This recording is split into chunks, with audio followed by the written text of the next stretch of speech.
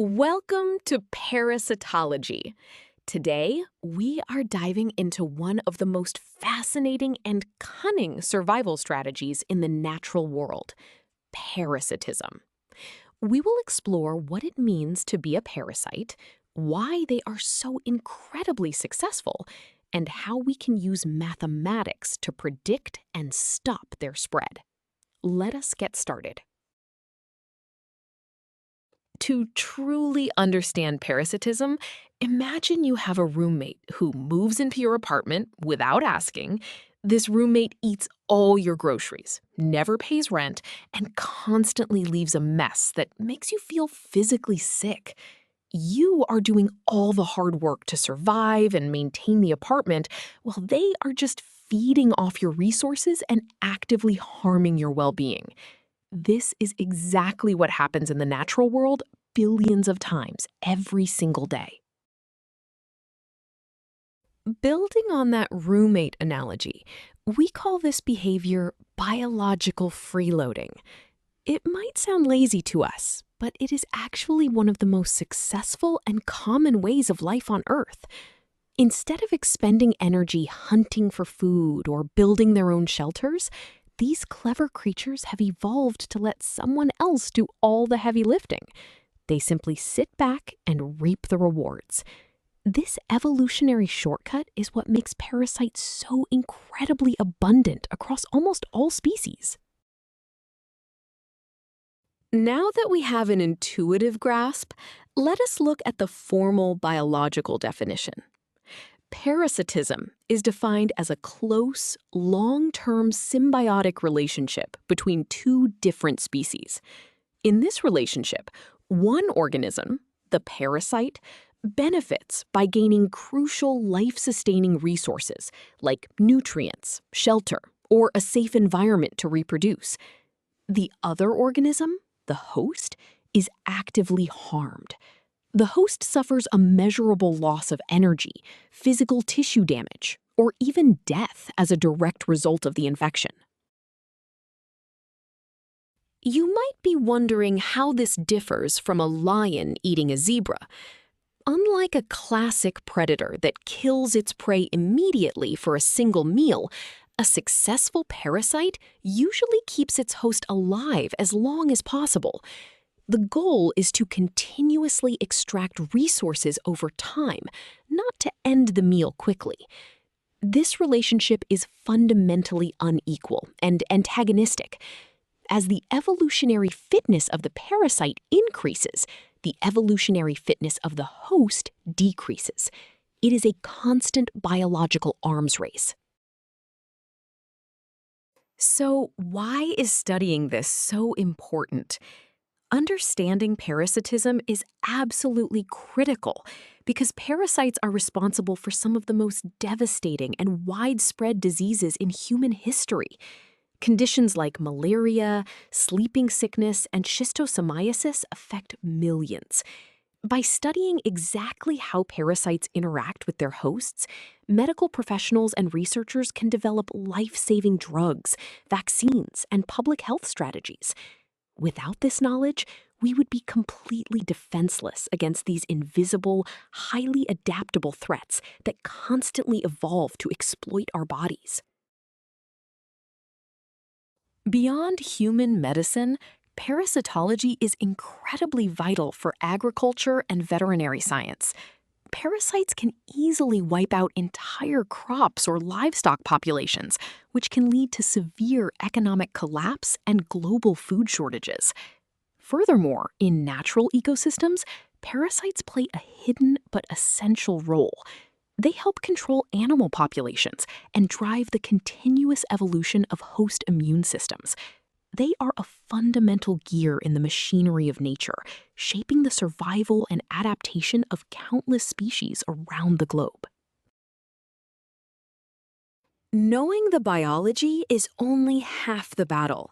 We also need to predict how these parasites move. To truly understand if a parasite will successfully spread through a host population, parasitologists and epidemiologists cannot just rely on guessing or simple observation. They use a powerful mathematical concept called the basic reproduction number to predict the future trajectory of an infection. This mathematical model allows us to see exactly how different environmental and biological factors interact to cause an epidemic, guiding our public health responses.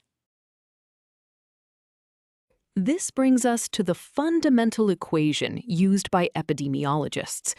The basic reproduction number, called R0, tells us the average number of new host infections caused by a single infected host entering a completely susceptible population.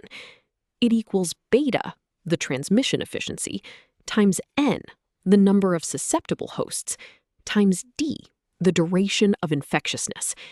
If the transmission efficiency, or the host density, increases, the parasite spreads much faster, leading to a dangerously high R0. Conversely, if we decrease the infectious duration through effective medical treatment, the overall spread drops significantly. For an epidemic to grow, R0 must be strictly greater than 1. Let us see this formula in action with a concrete example. Imagine a single child infected with an intestinal roundworm enters a small village school. We are given a transmission efficiency of 0.05, a susceptible population of 40 children, and an infectious duration of 10 days. We substitute these values into our equation. First, multiplying 0.05 by 40 gives us a daily infection rate of 2 children per day. Finally, we multiply that by the 10 days of infectiousness. Our final answer is an R0 of 20. Because 20 is significantly greater than 1, a severe parasitic outbreak will definitely occur if no medical action is taken. Now, let us evaluate what happens when proactive health workers intervene. They give the infected child a powerful deworming pill. The transmission efficiency and the susceptible population remain exactly the same, so the daily infection rate is still 2 children per day. However, the medication rapidly kills the adult worms, dropping the infectious duration down to just 0.4 days. We multiply the daily rate of 2 by the new duration of 0.4. Our final answer is a new R0 of 0.8. Because 0.8 is strictly less than 1, the parasite can no longer sustain its transmission cycle. The medication successfully stops the outbreak. To visualize everything we have just calculated, let us look at this transmission diagram. On the left, we have our single infected host in red. The clock icon, labeled D, represents how long they remain infectious. The arrows pointing outward represent the transmission efficiency, beta, showing the probability of the parasite passing to others. On the right, the group of blue figures labeled N represents the completely susceptible population. The basic reproduction number, R0, is simply the product of these 3 factors interacting. By visualizing it this way, it becomes clear that breaking any one of these links, like reducing D with medication, can collapse the entire transmission cycle. We have covered a lot of ground today, so let us review the key takeaways. First, parasitism is a highly evolved, unequal biological strategy where one organism extracts resources at the direct physical expense of another. Second, unlike predators, parasites rely on keeping their hosts alive to ensure a continuous supply of nutrients. Third, we can quantify this biological threat using the basic reproduction number, R0. And finally, mastering these mathematical concepts empowers scientists and doctors to disrupt transmission cycles, cure infections, and ultimately save millions of lives worldwide. You now have a solid foundation in parasitology.